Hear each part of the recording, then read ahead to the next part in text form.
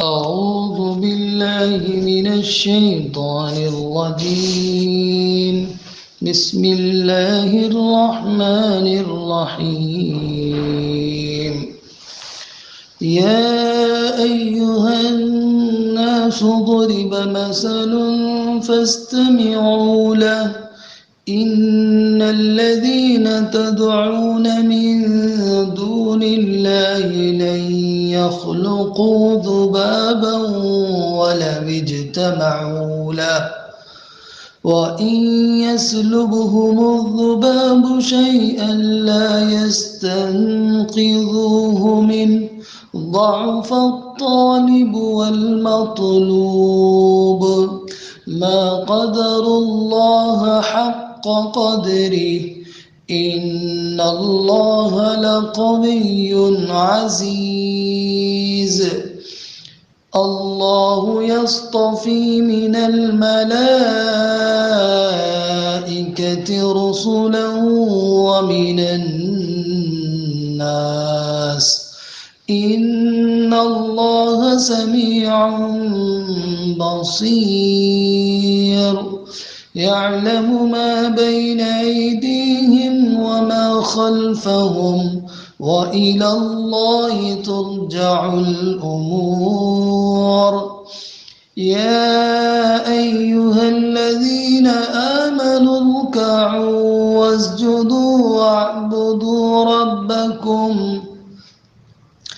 واسجدوا واعبدوا ربكم وافعلوا الخير لعلكم تفلحون. وجاهدوا في الله حق جهاده هو اجتباكم وما جعل عليكم في الدين من حرج ملة أبيكم إبراهيم هو سماكم المسلمين من قبل وفي هذا ليكون الرسول شهيدا عليكم وتكونوا شهداء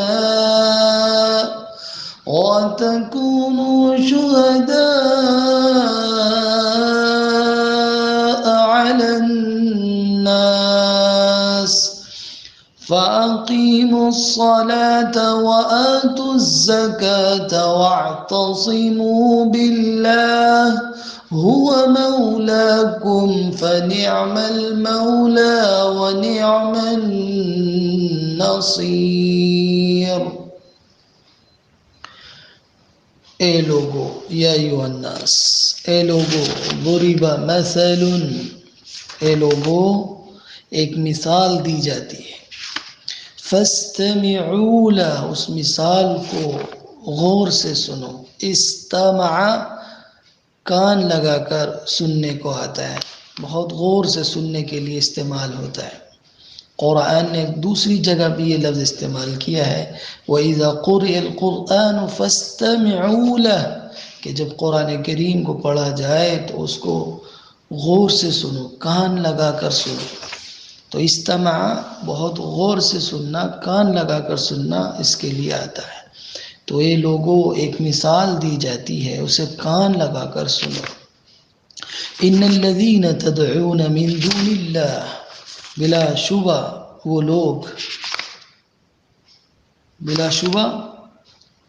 وہ لوگ جو اللہ کے علاوہ دوسروں کو پکارتے ہیں، یعنی تم بلا شبہ وہ لوگ جن کو تم اللہ کے علاوہ پکارتے ہو، لن يخلقوا ذبابا ولو اجتمعوا له، یہ ایک مکھی کو بھی ہرگز پیدا نہیں کر سکتے. اے لوگوں مثال دی گئی تمہارے لیے، تم اس کو غور سے سنو. بلا شبہ وہ لوگ جن کو تم اللہ کے علاوہ پکارتے ہو وہ ہرگز مکھی پیدا نہیں کر سکتے، اگرچہ وہ اس مکھی کو پیدا کرنے کے لیے سب لوگ جمع ہو جائیں تب بھی نہیں پیدا کر سکتے. سب اکٹھا ہو جائیں مکھی کو پیدا نہیں کر سکتے. مکھی تو پیدا کرنا دور کی بات، وَإِن يَسْلُبْهُمُ الذُّبَابُ شَيْئًا لَا يَسْتَنقِذُوهُ مِنْهُ، اور اگر ان سے مکھی کوئی چیز چھین لے تو یہ اس چیز کو چھڑا نہیں سکتے۔ ضعف الطالب والمطلوب، مانگنے والا اور جس سے مانگا جا رہا ہے، طالب اور مطلوب دونوں کمزور ہے۔ طالب بتوں کا پجاری، والمطلوب اور مطلوب سے مراد بت، پوجنے والا اور جس کو پوجا جا رہا ہے، دونوں ہی کمزور ہیں۔ ما قدر اللہ حق قدری، ان لوگوں نے اللہ کی قدر نہیں کی جیسا کہ قدر کرنے کا حق تھا۔ اللہ یصطفی من الملائکۃ رسلا ومن الناس، اور اللہ تعالی فرشتوں میں سے اور لوگوں میں سے اپنے پیغمبروں کو چنتا ہے، اپنے پیغمبروں کا انتخاب کرتا ہے۔ ان اللہ سمیع بصیر، بے شک اللہ تعالیٰ سننے والا ہے، دیکھنے والا ہے۔ تو اللہ تعالیٰ فرشتوں میں سے اور لوگوں میں سے پیغمبروں کو چن لیتا ہے، یقیناً اللہ تعالیٰ سننے والا اور دیکھنے والا ہے۔ یعلم ما بین ایدیہم وما خلفہم وإلی اللہ ترجع الامور، اور اللہ تعالیٰ جانتا ہے جو کچھ ان کے آگے ہے اور جو کچھ ان کے پیچھے ہے، اور تمام معاملات اللہ ہی کی طرف لوٹائے جائیں گے۔ وإلی اللہ ترجع الامور، تمام معاملات اللہ ہی کی طرف لوٹائے جائیں گے۔ یا ایھا الذین آمنوا ارکعوا، اے وہ لوگو جو ایمان لائے ہو، رکوع کرو، واسجدوا، سجدہ کرو، واعبدوا ربکم، اپنے رب کی عبادت کرو، وافعلوا الخیر، خیر کے کام کرو، لعلکم تفلحون، امید ہے تم فلاح پا جاؤ گے۔ وجاہدوا فی اللہ حق جہادہ، اور اللہ کے سلسلے میں کوششیں کرو جیسا کوشش کرنے کا حق ہے۔ وہ اجتباکم، اس نے تمہارا انتخاب کیا ہے، تمہیں چنا ہے۔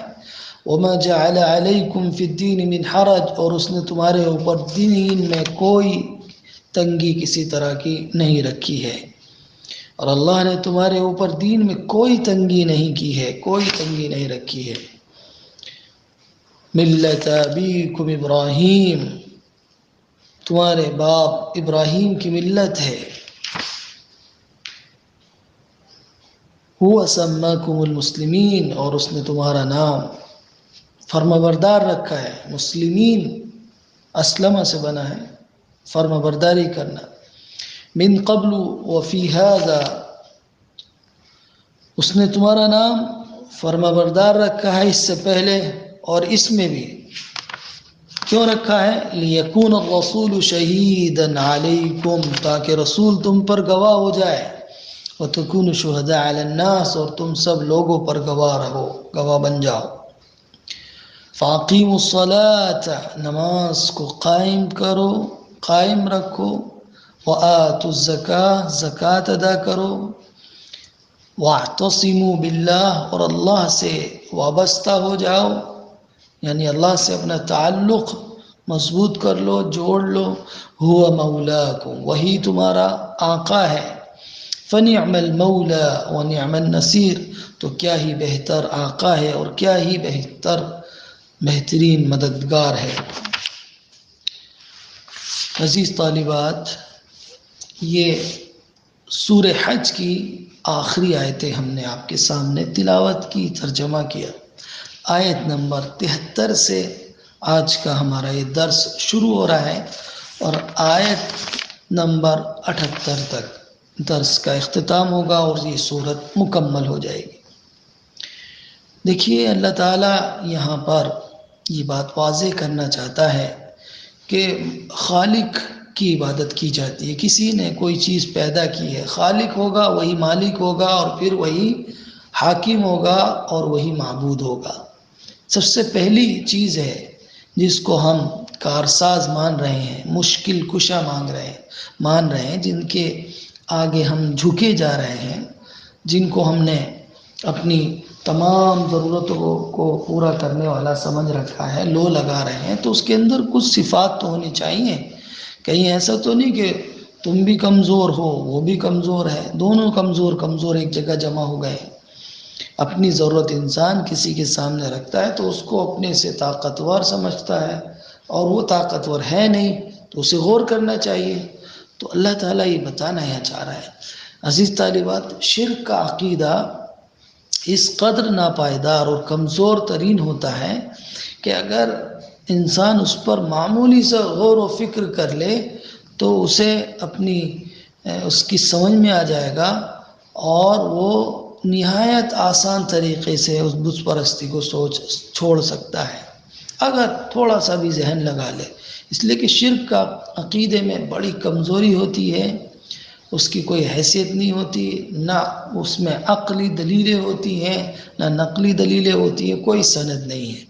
ایک طریقہ ہے اپنے آباء و اجداد سے دیکھتے ہوئے اسی پر آدمی گامزن رہتا ہے، نہ عقل لگاتا ہے، نہ دماغ کو کام میں لاتا ہے، اور نہ ہی اچھے لوگوں سے سننا چاہتا ہے، جذباتی ہوتا ہے وہ انسان۔ جب شرک کرتا ہے، بت پرستی کرتا ہے، تو وہ جذباتی انداز کا ہوتا ہے، عقیدت میں اندھا ہو گیا ہوتا ہے وہ۔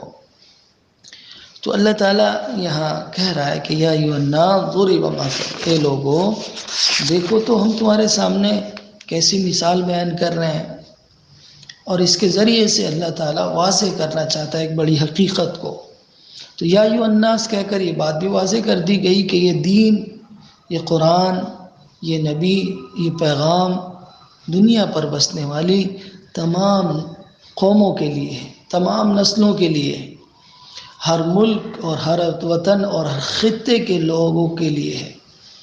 لوگ دنیا میں کسی رنگ کے ہوں، کسی پیشے والے ہوں، کوئی زبان بولتے ہوں، کسی بھی طبقے سے ان کا تعلق ہو، تو یا ایھا الناس کہہ کر اللہ تعالیٰ نے ان سب کو یہاں جمع کر دیا ہے۔ یہ قرآن کسی خاص لوگوں کے لیے نہیں ہے، نہ کسی خاص علاقے کے لوگوں کے لیے ہے، خاص کمیونٹی کے لوگوں کے لیے، کسی کے لیے، یہ سب کا ہے۔ یہ نہ خاص مسلمانوں کی کتاب ہے، یہ انسانوں کی کتاب ہے، انسانوں کی رہنمائی کے لیے اللہ نے اسے اتارا ہے۔ جگہ جگہ اللہ تعالیٰ نے اس میں یا ایھا الناس کہہ کر اپنے پیارے بندوں کو خطاب کیا ہے کہ دیکھو، سمجھو، غور کرو اور مجھ تک پہنچنے کی کوشش کرو۔ میں ہوں اصل طاقت والا، میں ہوں اصل تمہاری مشکل کو دور کرنے والا، یہ سب کمزور ہے۔ تو پہلی بنیادی بات تو یہ ہے کہ قرآن کا پیغام، قرآن سب کے لیے، تمام انسانوں کے لیے ہے۔ آدم کا بیٹا، حوا کی بیٹی، وہ سب قرآن کی مخاطب ہیں۔ دنیا کے کسی کونے کا رہنے والا ہو، کسی علاقے کا ہو، کسی ملک کا ہو، کسی رنگ و نسل کا ہو، کوئی زبان بولتا ہو، کوئی پیشہ اختیار کرتا ہو، کچھ بھی ہو، وہ سب اللہ کے بندے ہیں اور اس قرآن کے مخاطب ہیں۔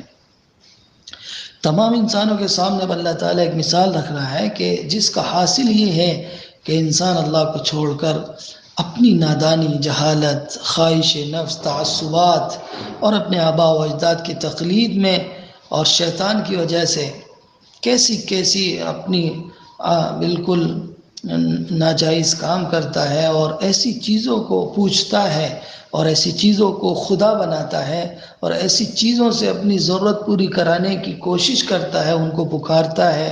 ان کی طاقت کا حال یہ ہے کہ وہ ایک مکھی نہیں پیدا کر سکتے۔ جن کو وہ طاقتور سمجھ کر ان کے آگے جھک رہا ہے، ان سے اپنی ضرورتیں پوری کرانے کی کوشش کر رہا ہے، ان کا حال یہ ہے کہ وہ ایک مکھی، ایک مچھر، ایک چیونٹی پیدا نہیں کر سکتے، ایک مکھی کا پر پیدا نہیں کر سکتے، ایک تنکے کو ایک ذرے کو انہوں نے پیدا نہیں کیا اور نہ کر سکتے۔ اللہ تعالیٰ کہہ رہا ہے یہ تو بہت بڑی بات ہے۔ پہلے نمبر پہ اللہ نے یہ رکھا کہ کوئی مکھی پیدا کر دے، تو اللہ نے کہا کہ یہ تو بہت بڑی بات ہے، یہ تو کر ہی نہیں سکتے۔ اس سے بھی ایک چھوٹا کام ان کے حوالے کرتا ہوں، اور یہ وہ بھی نہیں کر سکتے۔ وہ کیا ہے کہ کوئی مکھی آتی ہے، ان کے اوپر بیٹھتی ہے، اور ان کے جو چڑھاوا، جو شکر، جو چیزیں وہاں شیرینی رکھی ہے، وہ اٹھا کر لے جاتی ہے، اپنے پیروں میں دبا کر، اپنی ٹانگوں میں اور پروں میں لے کر اڑ جاتی ہے۔ تو یہ تو بیچارے اتنے کمزور ہیں، اس سے واپس نہیں لے سکتے، اس کو چھڑا نہیں سکتے۔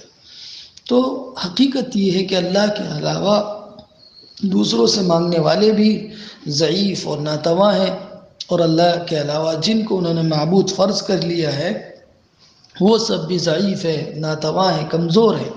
اس لیے شرک اور جہالت کے بجائے پیغام قرآن اور دعوت محمد قبول کر کے توحید پر لگ جائے، یہی نجات ہے، اسی میں فلاح ہے، اسی میں کامیابی ہے، یہ اللہ تعالیٰ ان کو دعوت دے رہا ہے۔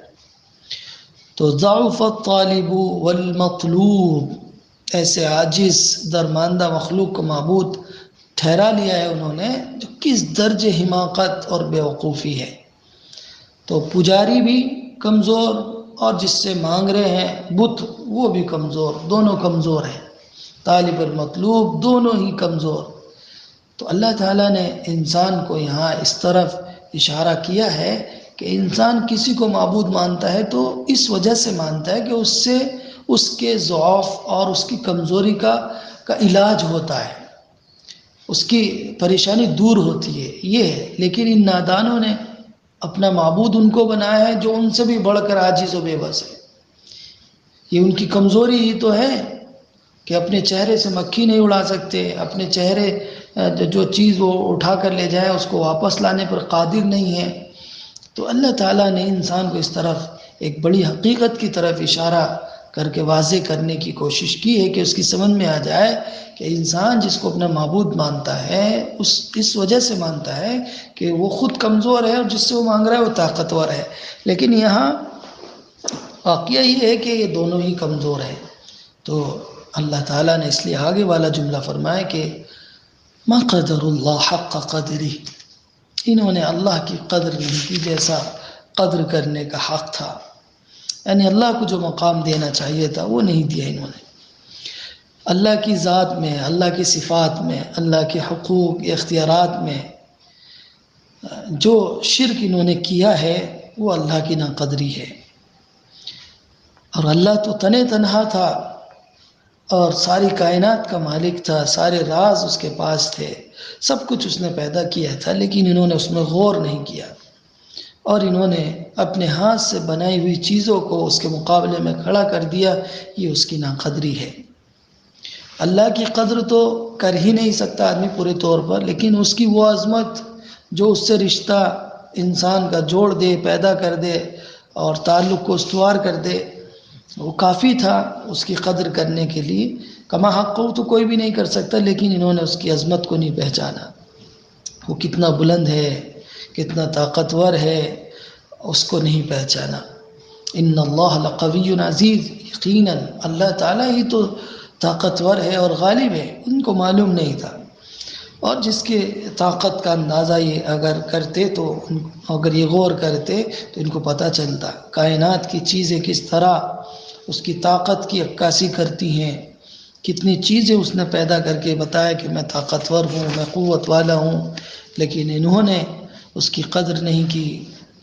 تو یہ شرک کر کے اللہ کی قدر نہیں پہچانتے، بلکہ اس کی ناقدری کا جرم اور گناہ کرتے ہیں۔ آگے اللہ تعالیٰ نے یہاں فرمایا ہے کہ اللہ یصطفی من الملائکۃ رسلا ومن الناس، اور اللہ تعالیٰ چن لیتا ہے ملائکہ میں سے رسولوں کو اور لوگوں میں سے رسول چن لیتا ہے۔ بے شک اللہ تعالیٰ سننے والا ہے اور اللہ تعالیٰ جاننے والا ہے اور دیکھنے والا ہے، اللہ دیکھ رہا ہے اور سن رہا ہے۔ یعنی ان بیچاروں نے، کمزور ہیں یہ، ان نادانوں نے فرشتوں کو اللہ کی بیٹیاں سمجھ کر ان کی پوجا پاٹ شروع کر دی اور ان کو خدا کے درجے تک پہنچا دیا۔ تو یہ ان کی بیوقوفی ہی تو ہے کہ فرشتے اللہ کی بیٹیاں یا اس کے کسی بھی کام میں شریک نہیں ہیں۔ اللہ تو تنہا ہے، وہ انتخاب کرتا ہے فرشتوں میں سے اپنا پیغام پہنچانے کے لیے، اور لوگوں میں سے بھی پیغمبروں کو چنتا ہے۔ اللہ خود تھوڑی آ کے بتاتا ہے بات، بلکہ اللہ تعالیٰ انتخاب کرتا ہے فرشتوں میں سے۔ اللہ تعالیٰ نے حضرت جبریل علیہ السلام کا انتخاب کیا، جو سب سے بڑے فرشتے ہیں، اللہ کا پیغام لوگوں میں جو جن کو اللہ چنتا ہے رسول کی حیثیت سے، ان تک بات پہنچاتے ہیں۔ یہ اللہ کا نظام ہے۔ لیکن انہوں نے فرشتوں کو اللہ کی بیٹیاں قرار دے کر ان کی پوجا شروع کر دی، جو نہایت ہی بیوقوفی کا عمل ہے۔ پھر اس کے بعد اللہ تعالیٰ کہہ رہے ان اللہ سمیع بصیر۔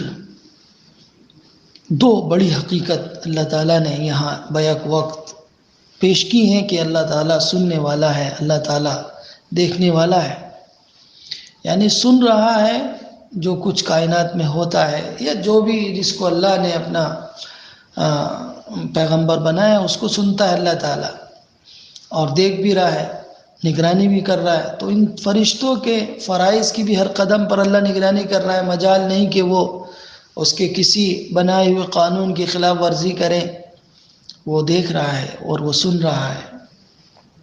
یعلم ما بین ایدیہم وما خلفہم والی اللہ ترجع الامور، اور اللہ تعالیٰ جانتا ہے جو کچھ ان کے آگے ہے اور جو کچھ ان کے پیچھے ہے، یعنی ماضی حال مستقبل سب کا علم اللہ کے پاس ہے، اور تمام معاملات کو اللہ ہی کی طرف لوٹایا جائے گا، اللہ ہی کی طرف تمام چیزوں کی واپسی ہوگی، اور واپسی ہوگی تو پھر وہ حساب کتاب لے گا اور اسی کے مطابق وہ جزا اور سزا دے گا۔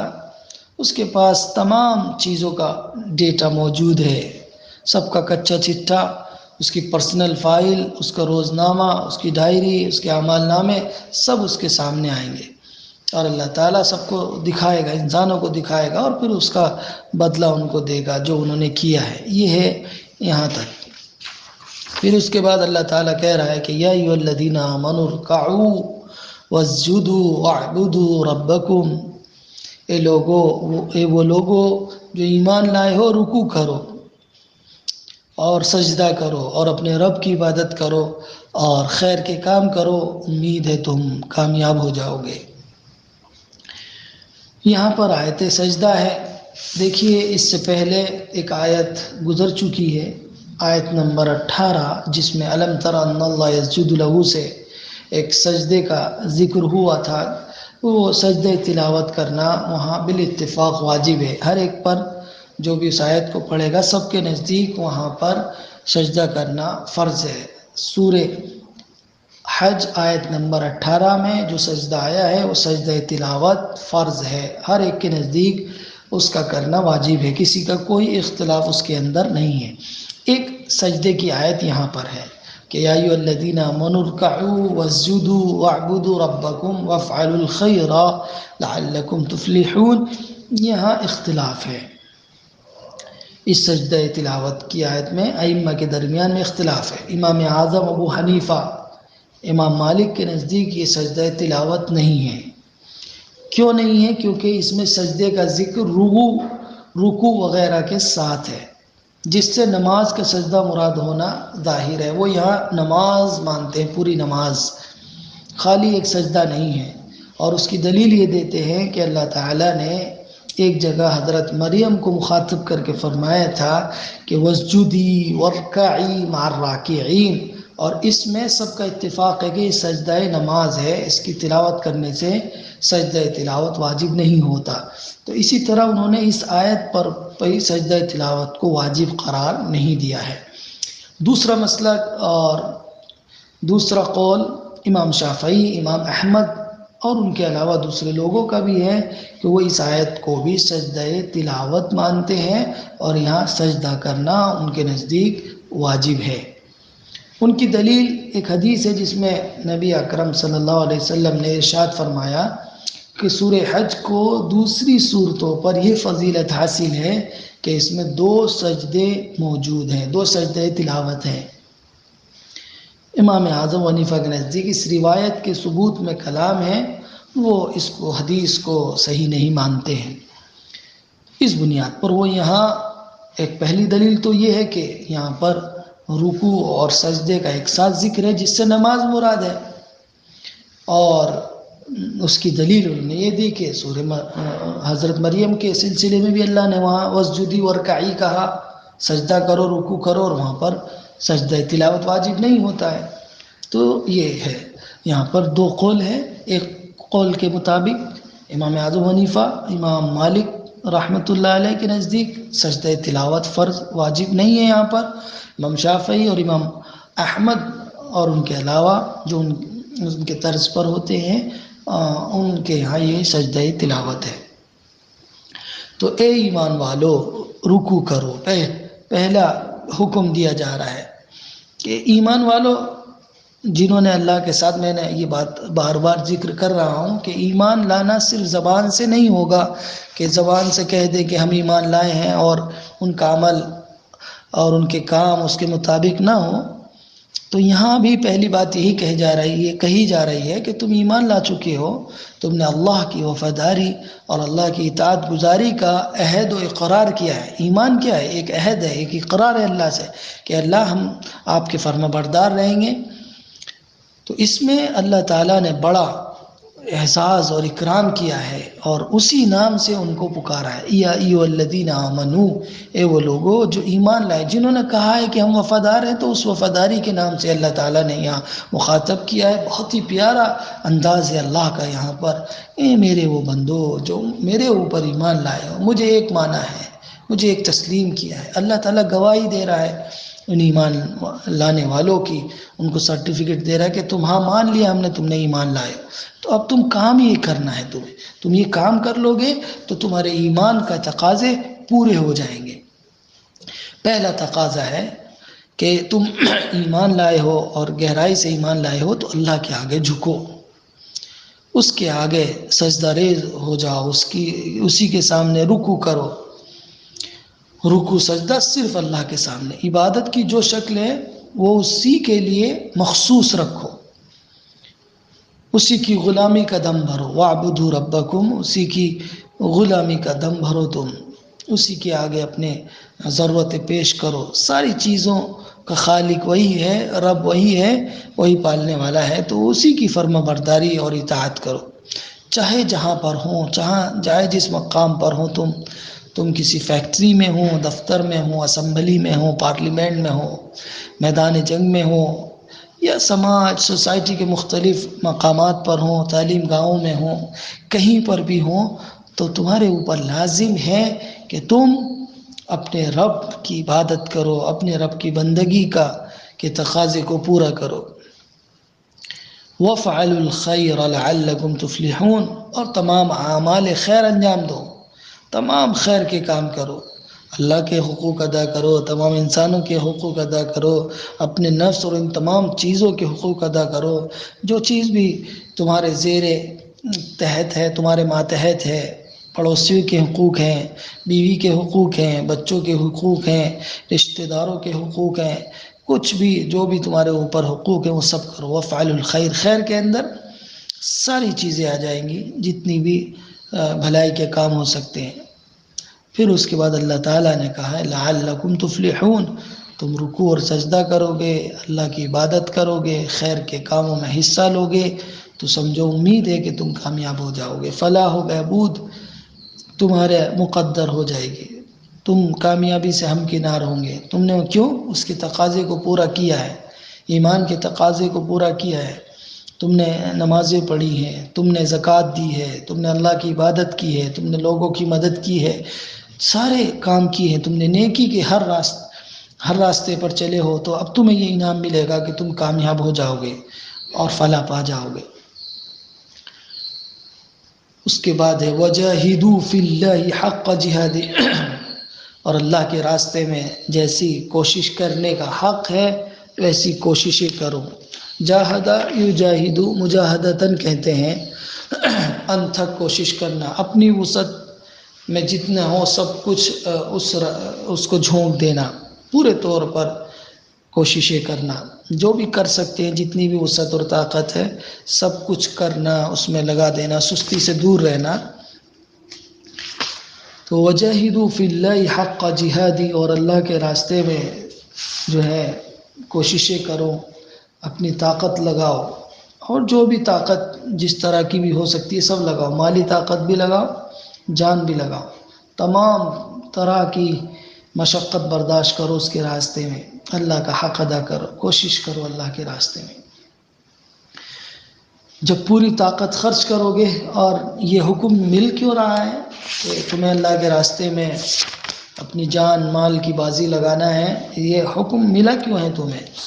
اس کو اللہ تعالیٰ کہہ رہا ہے ہوا اجتباکم، اے بہت ہی خوبصورت لفظ اللہ نے یہاں، ہوا اجتباکم، اس نے تمہیں سلیکٹ کیا ہے، اس نے تمہارا انتخاب کیا ہے، اس نے تمہیں چنا ہے۔ اللہ کا انتخاب ہے، ایمان کے والے کے گھر میں پیدا کرنا، ایمان سے نوازنا، یہ اللہ کا انتخاب ہے۔ اللہ نے چنا ہے ایک بڑے مقصد کے لیے، ایک بڑے کام کے لیے، ایک بڑے مشن کے لیے، ایک بڑے ایسے کام کے لیے جو کام اللہ تعالیٰ انبیاء سے لیتا تھا، جو کام اپنے چنندہ رسولوں سے لیتا تھا، وہ کام اللہ تعالیٰ اس امت سے لے رہا ہے۔ اس امت کو اللہ تعالیٰ نے انتخاب کیا ہے۔ اس لفظ میں یہ سب باتیں آ رہی ہیں، هو اجتباکم، وہی ذات اللہ نے تمہارا انتخاب کیا ہے، تمہیں ایسے کام کے لیے، ایک بڑے کام کے لیے، بڑے مشن کے لیے اللہ نے تمہارا انتخاب کیا ہے۔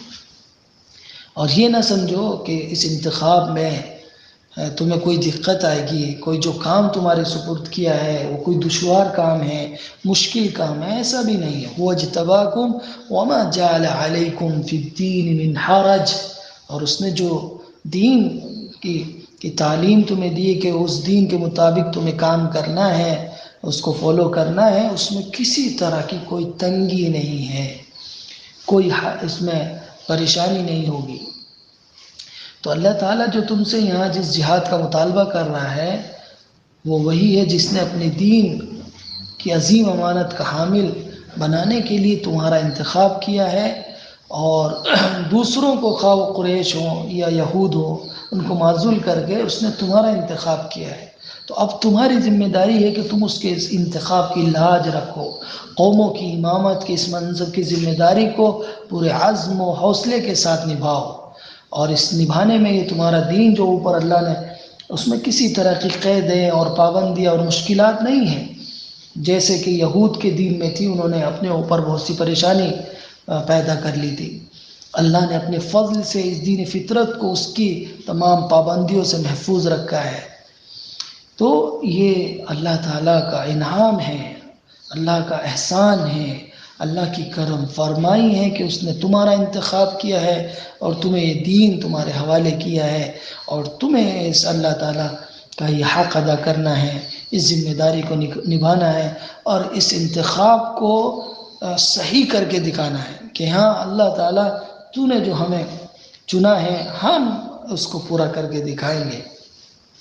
پھر آگے اللہ تعالیٰ نے فرمایا ملت ابیکم ابراہیم، یہ تمہارے باپ ابراہیم کی ملت ہے تو تم اس کو لازم پکڑو، اس کے طریقے کو پر گامزن ہو جاؤ۔ ابراہیم علیہ السلام مشرک نہیں تھے، انہوں نے تو شرک کو ختم کیا ہے، اور وہ اللہ کے چہیتے تھے، اللہ کے محبوب تھے، اور تمہیں بھی اللہ کی محبوبیت چاہیے، اللہ کے قربت چاہیے۔ تو ابراہیم علیہ السلام جو تمہارے جد امجد ہے اور تم ان کی اولاد ہو تو کیا کرو، تم بھی ان پر ناز کرتے ہو، فخر کرتے ہو، تو تم ان کی پیروی کیوں نہیں کرتے، ان کے دین کو لازم کیوں نہیں پکڑتے، ان کی ملت کو، ان کے طریقے زندگی کو اپنے لیے لازم کیوں نہیں سمجھتے ہو۔ تو یہاں یہ بات سمجھائی جا رہی ہے کہ ان کو لازم پکڑو، ان کو مضبوطی سے تھام لو، وہی تمہاری کامیابی کا زینہ ہوگا۔ تم ایک طرف تو یہ کہتے ہو کہ ابراہیم ایسے تھے اور ہم ان کو مانتے ہیں، دوسری طرف شرک کرتے ہو۔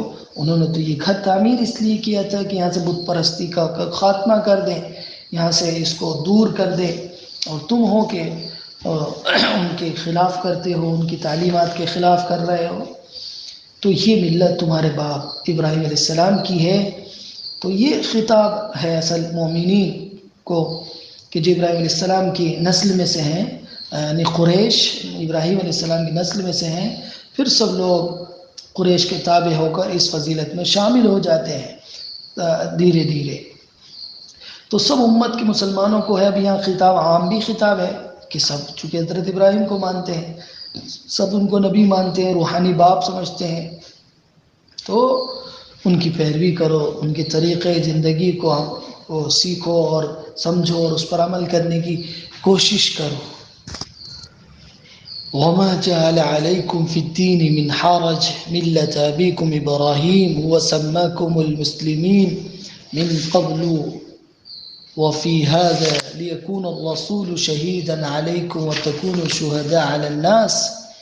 اللہ نے دین میں تم پر کوئی تنگی نہیں رکھی ہے، یعنی اس نے جو عقائد دی ہیں وہ حقیقت پر مبنی ہیں، اور اس نے جو اللہ کا یہ تصور دیا ہے کہ وہ سب کا رب ہے، سب کا پالنہار ہے، سب کا پروردگار ہے، اس نے آخری رسول کا جو تصور دیا ہے کہ وہ سب کے لیے رحمت ہے، اس نے دین اور شریعت اور کتاب کا جو تصور دیا ہے وہ سب کے لیے ہدایت ہے، اس میں کسی طرح کی کوئی تنگی نہیں ہے، کوئی پریشانی نہیں ہے، کوئی مضرت نہیں ہے، کوئی نقصان نہیں ہے، اس کو کرنے میں 100% تمہارا ہی فائدہ ہوگا۔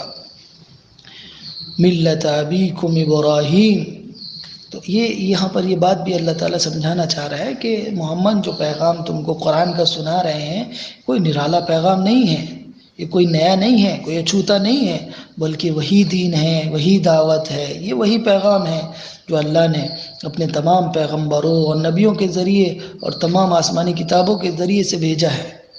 اس میں بڑی کشش ایک یہ ہے کہ یہ ملت ابراہیم کی ملت ہے، یعنی یہ جو دین محمد تمہارے سامنے پیش کر رہے ہیں یہ وہی حضرت ابراہیم کا دین ہے، حضرت ابراہیم کی تعلیم کے مطابق ہے، لیکن تم نے کیا کیا ہے، تمہارا شرک ہے، تم یہودی ہو گئے، تم عیسائی ہو گئے، یہ سب ابراہیم علیہ السلام کی بات کی پیداوار ہے۔ ابراہیم نے تو یہ حکم نہیں دیا تھا کہ تم یہودی ہو جاؤ یا عیسائی ہو جاؤ، ابراہیم علیہ السلام تو اللہ کے خلیل تھے، حنیف تھے، شرک سے دور تھے اور ان تعصبات سے دور تھے، ان کا دور دور تک بھی اس سے کوئی تعلق نہیں تھا جو تم لوگ کر رہے ہو۔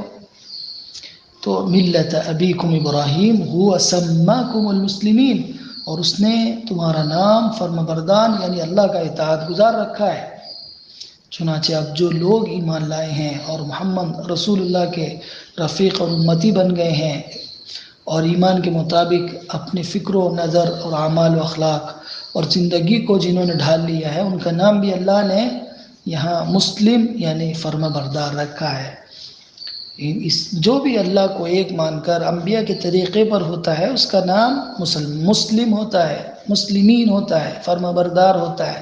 تو ابراہیم کے پیروکار بھی اور ان سے پہلے انبیاء کے پیروکار بھی جو بھی اللہ کو ایک مان کر اور نبی کی تعلیم کے مطابق زندگی گزارتے ہیں وہ فرما بردار مسلمان کہلاتے ہیں، اور اس قرآن میں بھی ان کو فرما بردار کہا گیا ہے، وہ فرما بردار ہیں۔ یہ سب گواہی، یہ سب تعلیم ہے، کیوں؟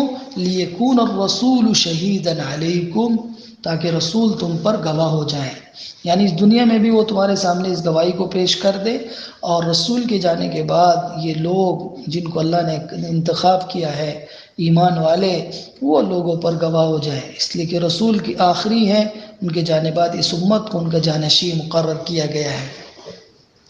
تو اور آخرت میں بھی اللہ کے سامنے رسول گواہی دیں گے کہ میں نے اللہ تعالیٰ کے احکام اس امت کو پہنچا دیے تھے، اور امت محمدیہ اس کا اقرار کرے گی، مگر دوسرے جو انبیاء ہیں جب یہ کہیں گے تو ان کی امتیں مکر جائیں گی، اس وقت امت محمدیہ کی طرف سے یہ شہادت دی جائے گی کہ یہ ہم اس کے گواہ ہیں کہ یہ تعلیم ہم تک پہنچی ہے اور سب انبیاء نے اپنا اپنا فرض انجام دیا ہے، تو وہ گواہی دیں گے وہاں پر۔ تو وہ یہ ہے وَتَكُونُ شُهَدَاءَ عَلَى النَّاسِ، اور وہ لوگوں پر گواہ ہو جاؤ تم۔ تو یہ امت محمدیہ کا، امت مسلمہ کا مشن ہے۔ نبی صلی اللہ علیہ وسلم کی ختم نبوت کے واسطے سے اللہ نے یہ ذمہ داری اہل ایمان پر ڈالی ہے۔ جو کام اللہ تعالیٰ انبیاء سے لیتا تھا، انبیاء کو اس کی ذمہ داری دیتا تھا، اور آخری نبی کے جانے بعد، کیونکہ اس امت کو اللہ تعالیٰ کو بہت اونچا اٹھانا ہے، یہ آخری نبی کی امت ہے، اللہ کے محبوب کی امت ہے، اللہ کے پیارے نبی اور لاڈلے نبی کی امت ہے، تو وہ کام جو اللہ تعالیٰ منصب نبوت عطا کر کے انبیاء سے لیتا تھا، اب یہ ذمہ داری اللہ تعالیٰ نے اس امت کے اہل ایمان پر عائد کی ہے، جو اپنے آپ کو کہتے ہیں کہ ہم ایمان والے ہیں، ہم نے اللہ کے پر ایمان رکھتے ہیں، رسولوں پر ایمان رکھتے ہیں، تو ان کی ڈیوٹی ہے، ان کی ذمہ داری ہے کہ وہ دوسروں تک اسلام کی دعوت کو پہنچائیں۔ دیکھیے صحابہ کے تعلق سے آیت ہے وَتَكُونُ شُهَدَاءَ، لیکن ان صحابہ کے نقش قدم پر ہم بھی اگر چلیں گے تو کامیابی کی راہ پر چلنے والے ہوں گے۔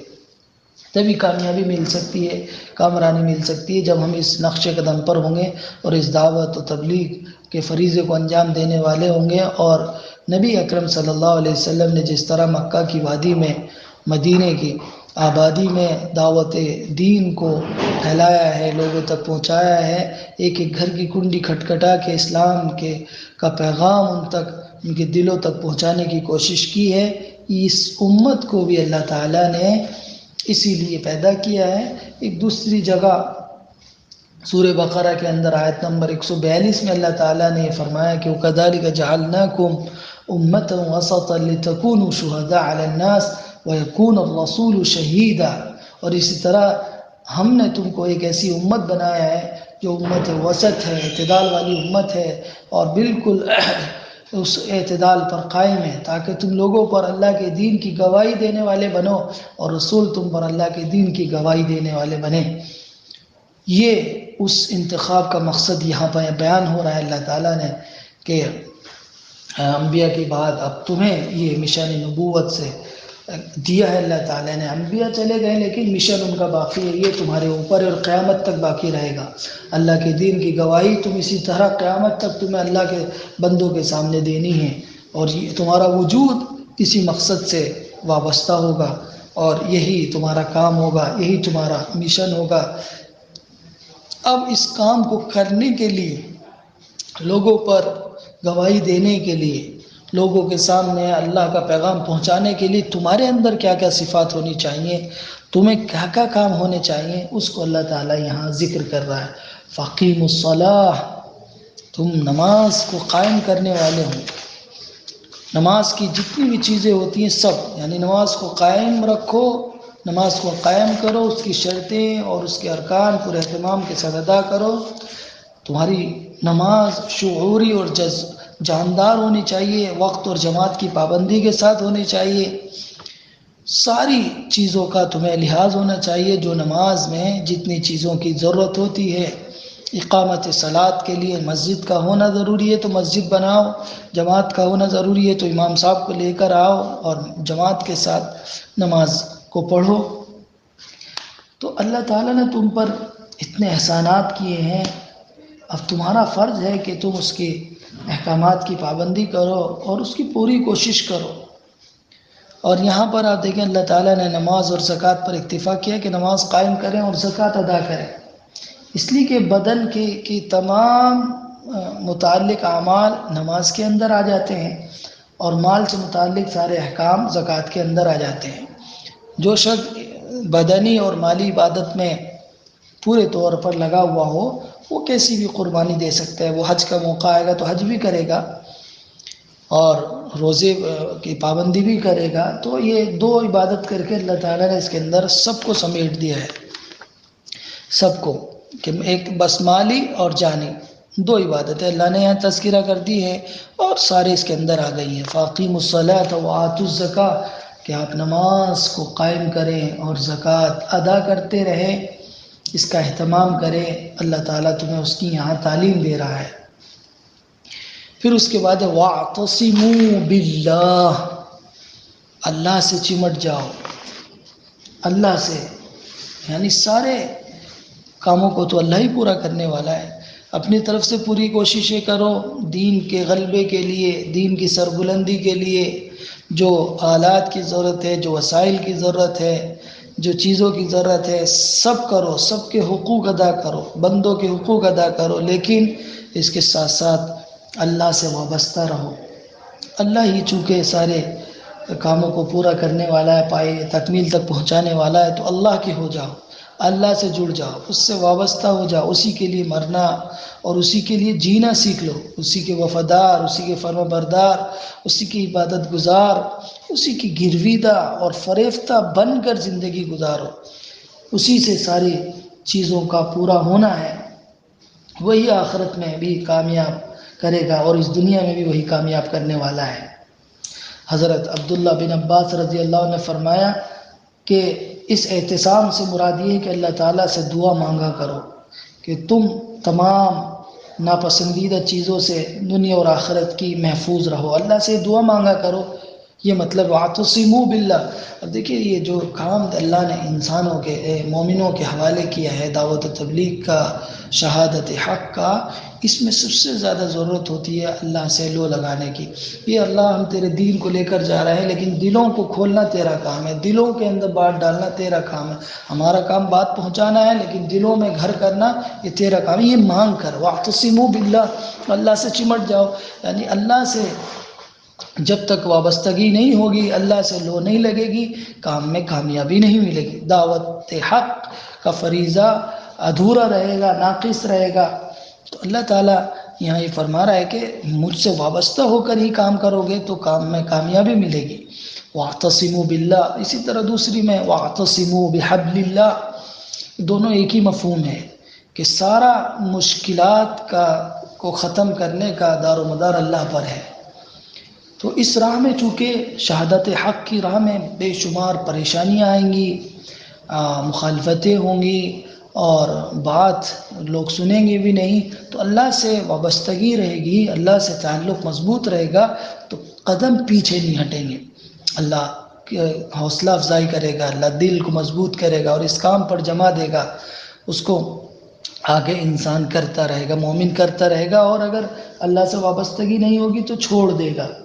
تو یہ واعتصموا باللہ، اللہ سے جڑ جاؤ، یعنی یہ کام تمہیں اللہ ہی کے لیے کرنا ہے تو اللہ سے وابستہ ہو کر ہی تو ہوگا، ورنہ نہیں ہوگا.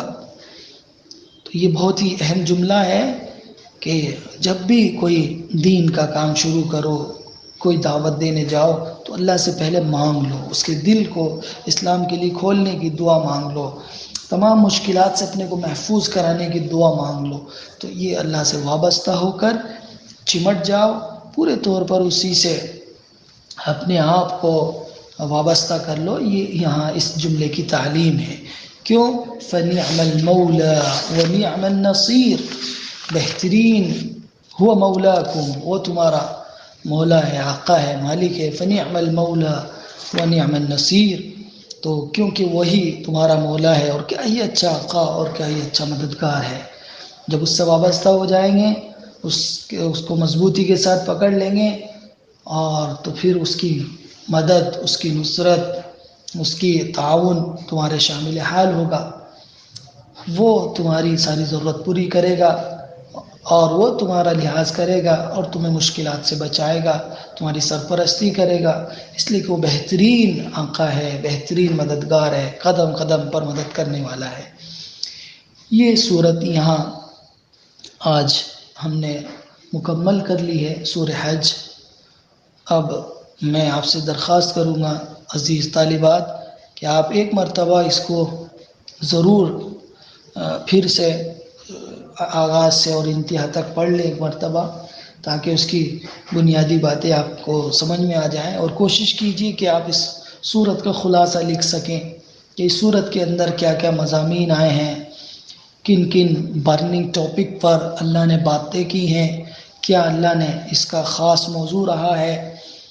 اور اس طرح سے آپ اس کا خلاصہ لکھنے کی کوشش کیجئے تاکہ پوری صورت آپ کی نظروں کے سامنے آ جائے. پوری صورت کا خلاصہ لکھیں گی، ایک دفعہ اس کو پڑھیے، مطالعہ کریے خود سے، اور پھر اس کو لکھنے کی کوشش کیجئے. انشاءاللہ بہت فائدہ ہوگا آپ کو. اور اس نیت سے پڑھیے کہ کتاب ایک دعوتی کتاب ہے، ہمیں اس قرآن کے ایک ایک لفظ کو دوسروں تک پہنچانا ہے، ہماری ذمہ داری ہے، ہمارے ایمان کا تقاضا ہے. ہمیں اس قرآن پر، اس کی تعلیمات پر خود بھی عمل پیرا ہونا ہے، اپنے اندر بھی قرآنی تعلیمات کو پورے طور پر پیدا کرنا ہے، قرآن کے رنگ میں رنگنا ہے، اور اسی قرآن کو دوسروں تک پہنچانا ہے. یہ ہماری ایمان کی ذمہ داری ہے، اس کا تقاضا ہے. اور ختم نبوت کے واسطے سے ہمیں یہ مشن ملا ہے. مشن نبوت ہمیشہ قیامت تک باقی رہے گا، یہ اہل ایمان کے اوپر ذمہ داری ہے. تو جب تک ہم اس ذمہ داری کو نبھاتے رہیں گے، کرتے رہیں گے، ہم کامیاب رہیں گے. تو اس نیت سے قرآن کریم کو پڑھیے کہ ہمیں خود بھی قرآن کے رنگ میں رنگنا ہے اپنے آپ کو، اور آس پاس کے ماحول کو بھی قرآنی ماحول بنانا ہے، قرآنی رنگ میں لوگوں کو رنگنے کی کوشش کرنا ہے۔ ہمارے قول سے، ہمارے فعل سے، ہمارے عمل سے معلوم ہو ہمارے آس پاس کے رہنے والوں کو کہ یہ لوگ قرآن پڑھتے ہیں، یہ لوگ قرآنی تعلیمات پہ عمل کرتے ہیں، ان کی زبان قرآن کی تعلیم پیش کرتی ہے، قرآن کا آئینہ دکھاتی ہے۔ تو ہماری زبان سے بھی کیا ہو، قرآن کی ترجمانی ہو رہی ہو، اور ہمارے اعمال بھی ایسے ہی ہوں کہ ہم قرآن کی ترجمانی کر رہے ہیں، ہم چلتا پھرتا قرآن ہوں۔ اس کی بھی ضرورت ہے۔ اگر ہم صرف پڑھتے رہیں گے اور اس کو عمل میں نہیں لائیں گے تو لوگ ہم سے متاثر نہیں ہوں گے، دین کی طرف نہیں آئیں گے، اور وہ یہ کہیں گے کہ دیکھو یہ پڑھے لکھے ہی جب دین پر نہیں چلتے ہیں، ان کو تو سب معلوم ہے، تو ہمارا کیا، ہم تو کچھ جانتے ہی نہیں ہیں، ہم تو جاہل ہیں۔ تو اس طرح سے دین سے دوری ہو جائے گی۔ تو چلتے پھرتے نمونوں کی ضرورت ہے۔ خواتین میں خاص طور سے آپ کو کام کرنا ہے، ایک عملی نمونہ پیش کرنا ہے۔ تو قرآن کو سمجھ کر پڑھنے کی کوشش کیجیے، اور جتنا ہو سکے زیادہ سے زیادہ اس پر عمل کیجیے، اور اس کی تبلیغ کی کوشش کیجیے کہ قرآن کو گھر گھر تک پہنچایا جا سکے، قرآن کی تعلیمات کو گھر گھر تک پہنچایا جا سکے۔ چھوٹوں میں، بڑوں میں، بوڑھوں میں، عورتوں میں، ہر جگہ قرآنی تعلیمات عام ہوں، لوگ اس کو سمجھنے والے ہوں اور اس پر عمل کرنے والے ہوں۔ دیکھیں گے آپ انشاءاللہ اس دنیا میں بھی کامیابی ملے گی، فلاح یاب ہوں گے، اور آخرت میں بھی اللہ تعالیٰ سرخرو کرے گا۔ یہ صورت آج ہماری پوری ہو گئی ہے، اللہ کا شکر ہے، تمام تعریف اللہ کے لیے۔ ربی یسر ولا تعسر وتمم بالخیر، والسلام علیکم ورحمۃ اللہ وبرکاتہ۔